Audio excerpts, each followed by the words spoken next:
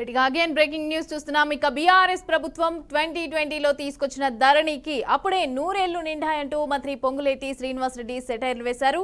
ఇక ఇవాళ సభలో బీఆర్ఎస్ సభ్యులు వ్యవహరించిన తీరు చాలా బాధాకరమని అన్నారు. ఓ దళిత స్పీకర్ను ప్రధాన ప్రతిపక్షం అవమానించడం తగదని ఫైర్ అయ్యారు. ఎలాగైనా సభలో భూభారతి చట్టంపై చర్చ జరగకుండా బీఆర్ఎస్ పార్టీ కుట్రలు చేస్తోందంటూ మండిపడ్డారు. ఇక ధరణిలో జరిగిన తప్పులు రాష్ట్రమంతా కూడా తెలుసని అన్నారు.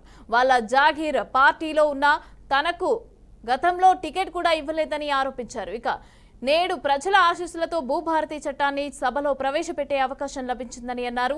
80,000 పుస్తకాలు చదివినోళ్లు సభకు వచ్చి సలహాలు ఇస్తారని అనుకున్నామని తెలిపారు.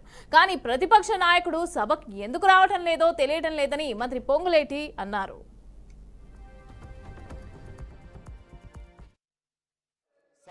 ఆనాటి ప్రభుత్వం ఏదైతే అధికార దర్పంతో ధరణిని 2020 చట్టాన్ని తీసుకొచ్చి ప్రజల నెత్తిన రుద్దిందో అటువంటి చట్టాన్ని గతంలో నిజాం నవాబా కంటే ముందు కూడా అదే పద్ధతి ఉండేది అధ్యక్ష.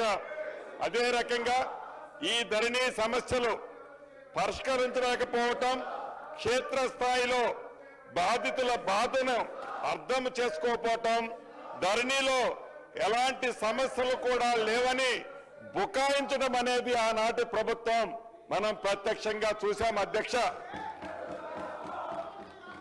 తప్పు ఒకరిది, శిక్ష మరొకరిది. తప్పు చేసింది దొరవారు, శిక్ష అనుభవించింది మాత్రం అమాయక ప్రజల అధ్యక్ష.